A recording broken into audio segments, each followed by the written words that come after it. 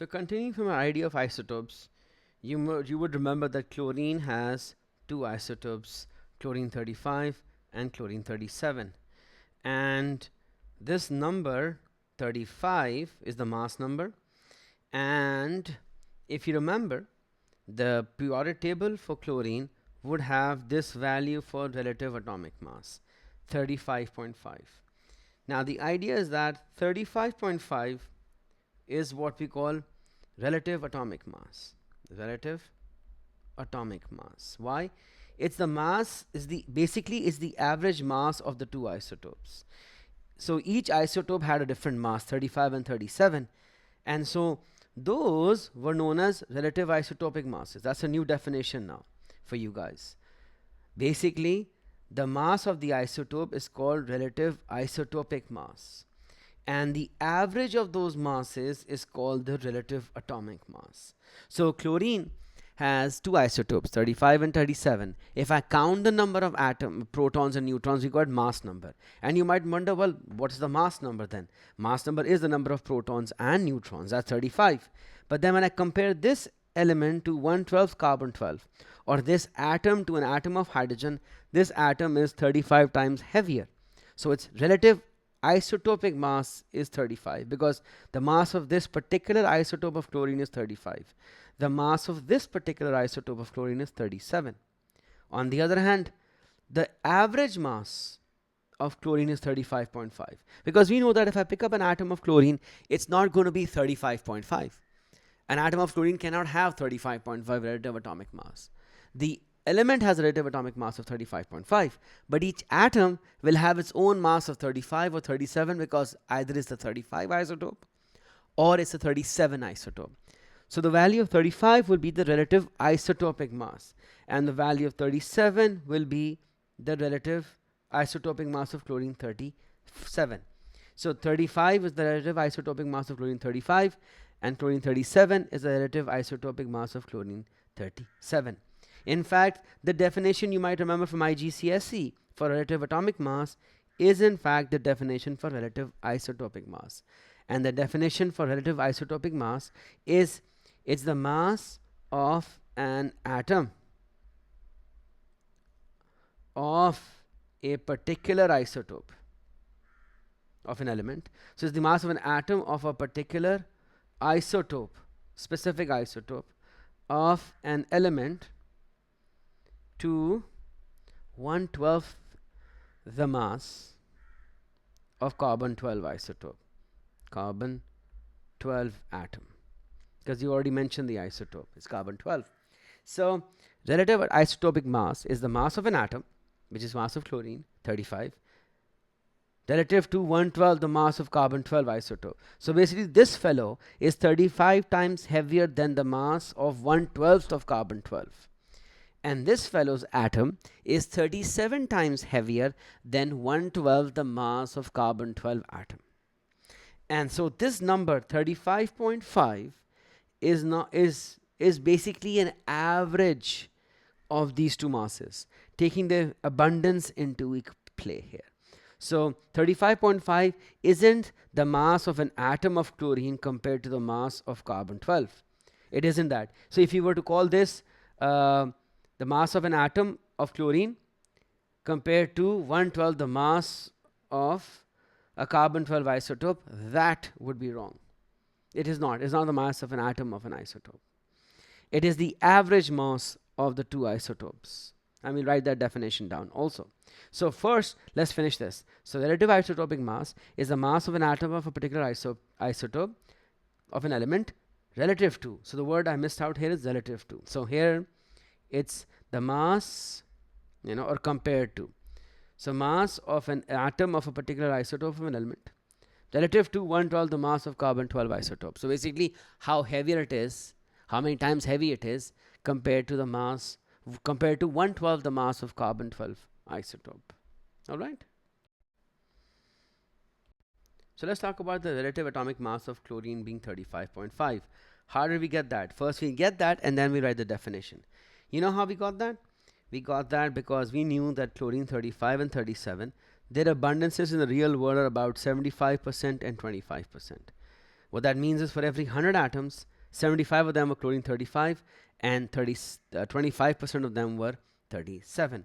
Or more simply, for in every 4 atoms, 3 were uh, chlorine 35 and 1 was 37. So meaning for every 4 atoms, the average for every 4 atoms is 3 of them were chlorine 35s and 1 of them was chlorine 37. And using this, you get an average value of 35.5.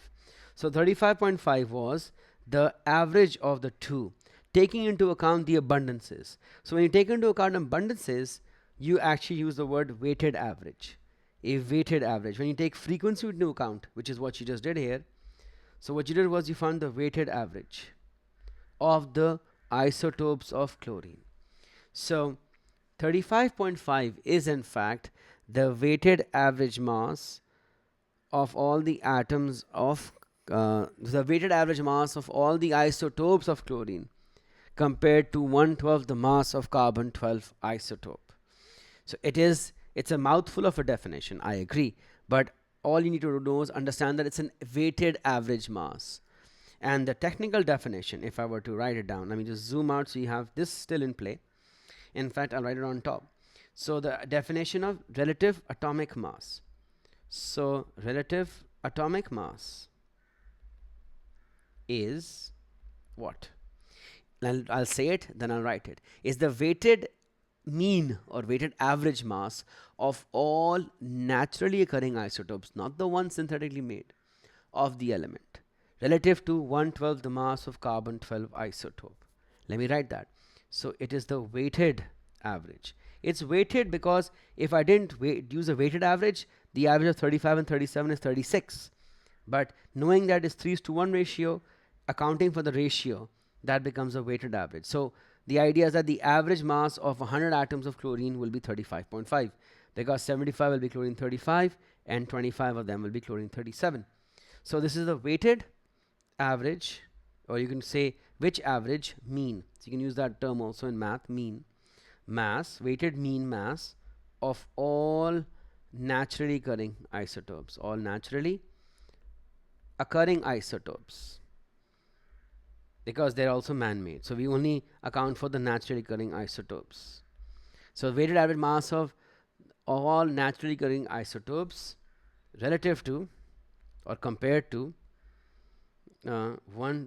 isotopes relative to 1/12 the mass of carbon 12 isotope. That's what we have. Okay. I'm missing out the term relative isotopes of an element. So of an element. Weighted average mass of all naturally occurring isotopes of an element relative to 1/12 the mass of carbon 12 isotope. You might not be able to read this. This is the word isotope. In fact, I can change it. All right. I'll write it isotope. Carbon 12 isotope. All right. So that's the definition of relative atomic mass. So for the exam, you need to know both definitions: relative isotopic mass and relative atomic mass. Remember, relative isotopic mass is the mass of an atom of a particular isotope of an element relative to 1/12 the mass of carbon 12 isotope. Relative atomic mass is the weighted average mass of all naturally occurring isotopes of the element relative to 1/12 the mass of carbon 12 isotope. All right.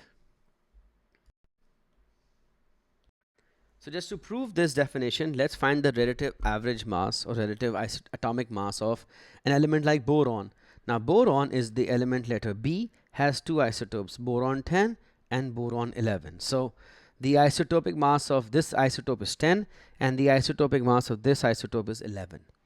And the other thing we need to find the relative atomic mass is what we call relative abundance. The idea of relative abundance is how much does each occur in the atmosphere. So the relative abundance of boron 10 is about 20%. What that means is out of 100 atoms of boron, 20 of them are boron 10 and 80% of them are boron 11.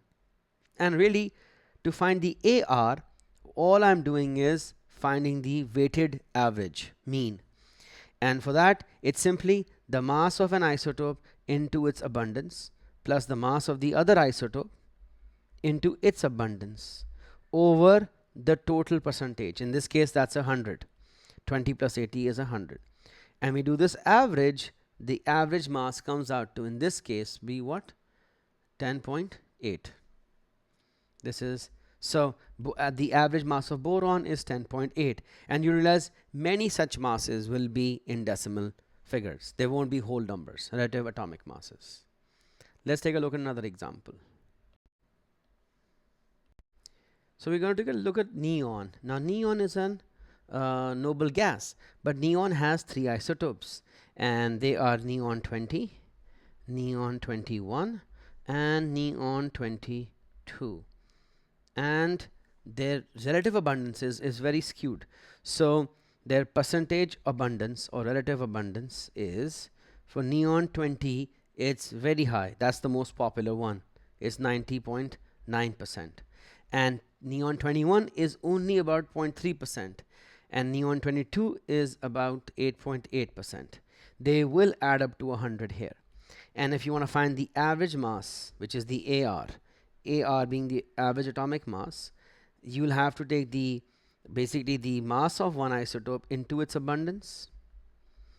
Then this is 90.9. Then you take the mass of the other isotope into its abundance, and then the mass of the third isotope into its abundance. So you can have 3 isotopes and find out the average for that also over the total value for this, the percentage. I believe it's 100, so we do that right now. And all you got to do is just multiply all of these and add them up and divide by 100. You will get, and this most always will give you 2 decimal place answers also. If not, they tend to say calculate to 2 decimal places, and that comes out to 20.18.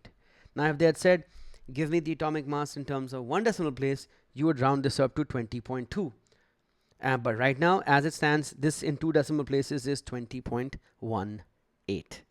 That's the average mass of neon atomic mass, while the isotopic masses are 20, 21, and 22.